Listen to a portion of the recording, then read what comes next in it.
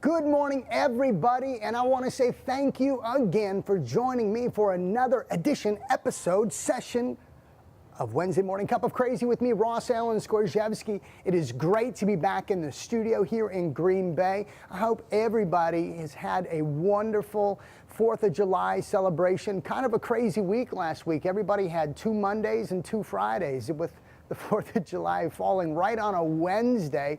Obviously, we were sharing that time with our families, and hopefully you were doing the same thing as well. Watching fireworks, celebrating friends, family, eating some wonderfully good food. I'm sure not everybody was right in the good food category, but I know sometimes that happens when you're out grilling, having fun. But anyways, thank you for joining me this morning. I'm excited to talk to you today. There's been a couple people that I've been really kind of diving into their lives, talking and just coaching and doing some really great mindset conversations, putting some goals out there. And as you saw, I think Lizzie put out in our little reminder for this morning, says, no try, only do. You know, it's kind of like Nike put it out there, just do it, right? And what I want to talk to you here for the next 10 minutes or so is this whole pursuit of personal growth and development, because that's what this show exists for. And I got to tell you, before we start, I'm a little parched. We need to get back to our little random just sip of our cup of crazy, Java. Hopefully it's organic. So with that, ladies and gentlemen, shall we partake together before we move on? Let's do it. The cup of the day here is a cup that my wife brought back last year from St. Petersburg, Russia. She was there studying, continuing her passionate pursuit of the education in the pedagogy, which is a training method for Vaganova, which is a Russian ballet method. So with that, Вы говорите по-русски? Нет, спасибо. Says, do you speak Russian? No, thank you. So anyways, okay, squirrel or cat, because St. Petersburg loves cats. With that, this morning, why am I going to take about 10 minutes to talk to you about the no try, only do? I love it. Yoda-isms. You know, it wasn't but, how many episodes back where I even brought out one of the Yoda-isms. You know, you must unlearn what you have learned when it comes to continuing to bring out the best representative of yourself every day when we're talking about personal growth, development strategies, whatever that might be for you. Looking at just trying to do away with the old and bring in the new. There's a good song, Squirrel. But the idea that you must unlearn what you have learned. There's another spot there where Luke in Star Wars, where he begins to really doubt in himself. And he hadn't even begun yet.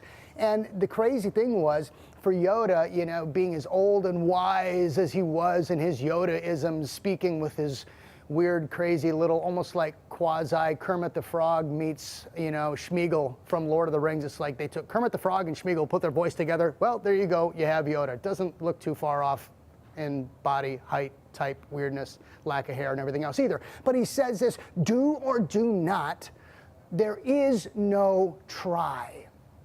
And I want to put this out there today. When it comes to personal growth, leadership development, bringing the best representative of yourself, bettering your relationship with your spouse, your coworkers, your boss, your kids, your in-laws, whatever that might be, there is no such thing as only try.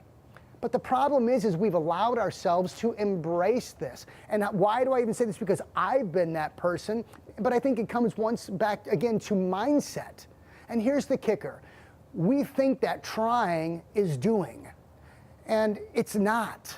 I want to share with you just quick. I want to ask you, when was the last time you even looked up the definition of the word try? Or even looked up the definition of the word do? I think, when we start talking about certain things, let's say it's even weight loss, right? Or there's this new health kick, this new way of healthy living, and we try these methods, we try these fads, and we go out there thinking that these are going to be the quick fixes to the areas of life that we struggle with. But there's the problem, is we're looking for a quick fix instead of something that is going to be the long game that sets us up to really win in the long game. We want everything now. We're like a microwave society. It used to take 4 minutes and 20 seconds to pop a bag of popcorn. Now it's like 1 minute and 39 seconds, depending on the kind of microwave. And even that's too long because we want it now, now, now, now, now. Fast food, we want our cup of coffee, all that. It's no!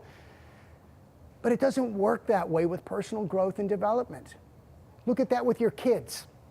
Look at that with your spouse. Look at that even with, coworkers and how you do life with other people. Nothing ever really truly happens quickly, but when we're looking for change, we don't want to necessarily have to do the hard work, the consistent work, the day after day, repetitive work that brings about habitual pursuits that lead to us really experiencing for the long haul the birth of that best representative of ourselves. So let's do this. I want to, like I said, because I think this, even with personal growth and development, we can get really excited about, bettering ourselves, but a lot of times the reason why we're excited about it is because there's something crazy that's going on in our life, personally, relationally, or professionally. So therefore, we have an immediate need to correct that which seems off on the inside. We become more reactive instead of being proactive. And so we go in with the mindset, I gotta do this, I gotta do this, I gotta do this. All right, so you get your book, you get your accountability partner, you have your conversations, you're a part of leadership development at your place of business or whatever that might be, and you start putting into motion a plan, a strategy, and you try it. But here's what the definition of try really is. And I know it's a simple word, but we can't put try and do in the same sentence. We can't put it in our mind in this little cranium space right up here and say that, well, trying is the same thing as doing. I'm trying, I'm trying, I'm trying. No, no, no. You got to learn to start changing the way that you speak about yourself and the way you speak over yourself and the way you communicate to others. Because here's what try really means. Oh, that's perfect. Where'd it go? To use, like if we're gonna say, I'll try this book out. Oh, I'll try this diet out. I'll try this. It means this, to use experimentally or to test it, which normally means that you're going in it already with a mindset that this is possibly not going to work for you. Why? Because it's failed other times before. Why is this diet right for you now and all the other ones weren't right for you? Why is this personal wellness track or health track right for you now when maybe some of the other ones weren't right for you then? A lot of times it really does come down to, especially with personal growth and development in your relationships with your kids, like I said, your spouse, coworkers, or whatever, you go into it already with a defeated mindset saying that, well, this probably isn't going to work because the other ones that I've tried haven't worked either. That's why a lot of coaching programs out there, a lot of these leadership summits or personal growth and development summits that people can go to, these trainings, these seminars, they're weekend retreats or these little hoorahs and everybody gets super jacked and excited and then they go back to business as usual and all of a sudden life happens, right? Well, I gave it a try. I guess it didn't work. I'll wait for the next fad to come out or the next latest and greatest craze. Try, to attempt or do or accomplish. See, it's to attempt. Attempt, which means that it might not work, but there's a good chance that it might too. But the problem is that we are not in the mindset already for the most part when it comes, because we're busy. We get totally snowballed by the chaos and the distractions of life. And it really comes down, as even Dr. Patrick Flynn here at the Wellness Way teaches, about time management, looking at your day, being actually intentional with your selfishness, which I am totally for if it's in regards to bringing life and bringing about the best representative, because the three questions that we have here at the Wellness Way, what are you doing to develop yourself? What are you doing to develop your family and others around you? It starts with you, but it also starts with the right mindset. We don't try, we do. There is no try, only do, right? That's a hard one for us to get. But here's the kicker though. We expect others around us to do while we try. And when we explain it to others or we find ourselves having hiccups and it just doesn't seem to work, and as we're talking to other people, it's like, well, I'm trying my best. I really am, I'm trying. And I'm like, no. Change the way that you're speaking. Because some of the people that I've been talking about lately, I can see the growth. Most people don't see the growth because it's small, it's incremental. It's not this, quick fix to change always. For the most part, it really isn't at all. And why would you want it to be so quick? It's not about being quick. It's really about the long game. It's about the long haul. It's about you doing life and constantly getting better, because there really is no end game, as we have said before. So in this, okay, we don't want to get to a place when we look at personal growth and sure, materials can come in, books can change, ideas and thoughts, but you never stop. We don't say, well, I guess it failed, I guess it failed. No, if anything failed, it's the idea that we put into motion the thought that this was going to be the one and end all, be all solution to bringing about that best representative of ourselves. And it says to test the effect or result of. Well, what if you don't like it? What if you don't like the results? Is it the book, is it the material, or is it you? Did you just try, or did you really do? Okay, so here's the definition of do. Perform an action or the precise nature of which something is unspecified. To achieve or complete. I like that. To achieve or complete. And when I was talking to these other nurses, I was like, no, you're doing just fine. You're doing, but you've got to do every day. You've got to do every minute. You've got to do every hour, because even in that day, that minute, that hour, life can go crazy. Chaos can consume, and the cycle of crazy can all of a sudden take you by storm, and your feelings, your emotions, your thoughts, and everything begin to run rampant, and you might not feel like doing. You might not see the result.